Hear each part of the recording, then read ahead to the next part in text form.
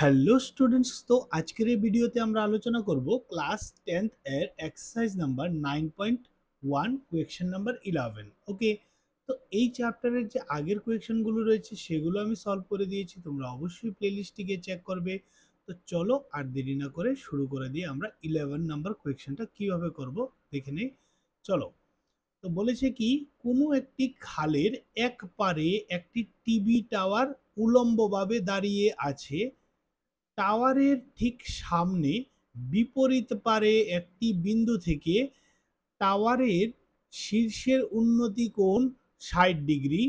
টাওয়ারের পাদদেশ থেকে ওই বিন্দুটির সংযোগ রেখার বর্ধিতাংশের উপর এবং ওই বিন্দুটি থেকে 20 মিটার দূরে অপর একটি বিন্দু হতে টাওয়ারের শীর্ষের উন্নতি কোণ 30 ডিগ্রি দেখা গেল। টাওয়ারের উচ্চতা এবং খালটি কতটুকু চৌড়া রয়েছে সেটা আমাদের বের করতে বলেছে। ওকে, তো দেখো খাল কোন জায়গাটাকে বোঝাচ্ছে সেটা একবার আমরা বুঝে নেই। দেখো এখানে ফিগারের মধ্যে এই যে পোর্শনটা দেখতে পাচ্ছ তোমরা, এই যে পোর্শনটা দেখতে পাচ্ছ, আমি রেড কালার দিয়ে কালার শেড করছি। তো এই পোর্শনটা হচ্ছে আমাদের খাল, ঠিক আছে।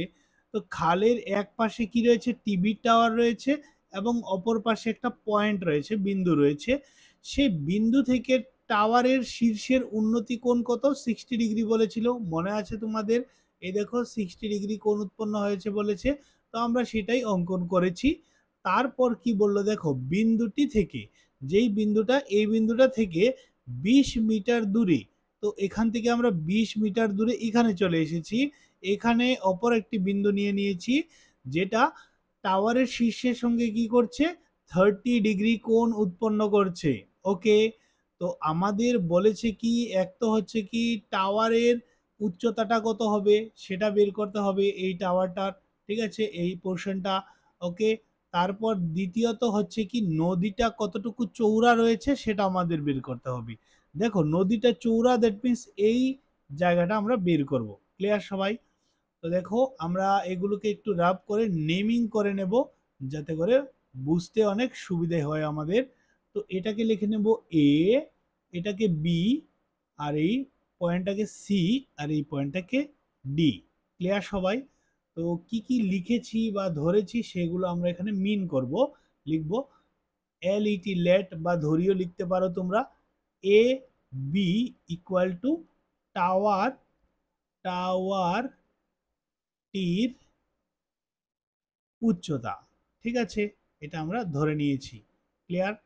তাছাড়া এখানে আমরা দেখতে পাচ্ছি angle of A C B. Okay, angle of A C B equal to 60 ডিগ্রিকে বোঝাচ্ছে। তারপর angle of A D B equal to 30 ডিগ্রিকে বোঝাচ্ছে।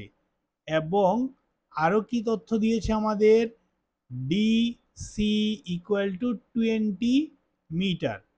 ওকে, তো বের করতে হবে মানে টাওয়ারটির উচ্চতা, এবং আরেকটা জিনিস বের করতে হবে সেটা হলো আমাদের সি বি। ওকে, এটার দৈর্ঘ্য আমাদের বের করতে হবে, যেটা হয়ে যাবে কি তার, হ্যাঁ, খালটির কতটুকু চৌড়া সেটা বেরিয়ে আসবে। ক্লিয়ার সবাই? তো খুব সহজেই আমরা করব। তো প্রথমত এই পোর্শনটাকে আমরা ধরে নেব কি, এই পোর্শনটাকে ধরে নেব আমরা এক্স। ওকে, খালের যে চৌড়া জায়গাটা সেটাকে আমরা ধরে নেব এক্স। তো দেখো প্রথম আমরা এই ত্রিভুজটার ক্ষেত্রে করব, কোন ত্রিভুজটার ক্ষেত্রে করব, সমকোণী ত্রিভুজ এ বি সি এর ক্ষেত্রে আমরা দেখব, লিখব সমকোণী ত্রিভুজ এ বি সি এর ক্ষেত্রে। ওকে, তো এটার ক্ষেত্রে কি হবে দেখো, আমরা লিখতে পারবো টেন 60 ডিগ্রি। এখানে অ্যাঙ্গেলটা কত ডিগ্রি হচ্ছে, 60 ডিগ্রি। ওকে, আমি 30 লিখে নিয়েছি ভুলে ভুলে। আর ইকুয়াল টু কি লিখে নেব আমরা, টেন। দেখো টেন কাকে মিন করে, টেন হচ্ছে লম্ব বাই ভূমিকে বোঝায়, তাহলে এটা হয়ে যাবে লম্ব আর নিচেটা হয়ে যাবে ভূমি। তো এ বি হয়ে যাবে লম্ব আর বি সি হয়ে যাবে আমাদের ভূমি। আশা করি সবাই বুঝতে পেরেছো। তো এখন লিখবো টেন 60 ডিগ্রির ভ্যালুটা কত। তো টেন 60 ডিগ্রির ভ্যালুটা হচ্ছে √3। ওকে, আর এ বি এখন আমরা জানি না, এ বি থাকবে, বিসি হচ্ছে এক্স যেটা আমরা ধরেছিলাম। তারপর যদি আমরা কোনাকুনি গুণ করি, দ্যাট মিনস ক্রস মাল্টিপ্লিকেশন করি, তাহলে কি পাবো, এ বি একে এ বি পেয়ে যাব আর ইকুয়াল টু x√3 পেয়ে যাব। ওকে, এটাকে আমরা ইকুয়েশন নাম্বার 1 বা সমীকরণ নাম্বার 1 আমরা লিখে রাখতে পারি। ক্লিয়ার সবাই?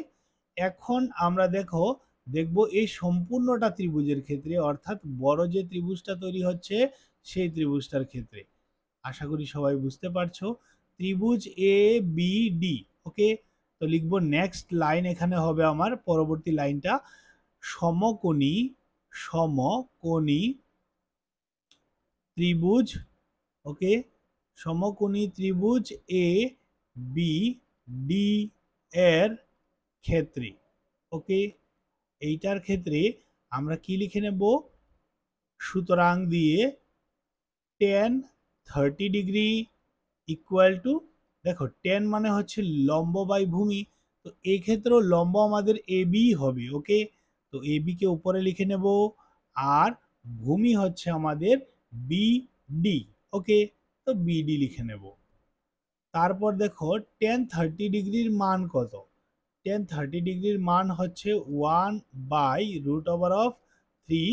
আর এ বির ভ্যালু আমরা এখনো জানি না, তাই এ বি লিখে নেব বিডি। দেখো বিডি হচ্ছে ডিসি প্লাস বিসি, হ্যাঁ, এই দুটো যোগ করে, তো এগুলোর ভ্যালুগুলি আমরা এখানে লিখে নেব।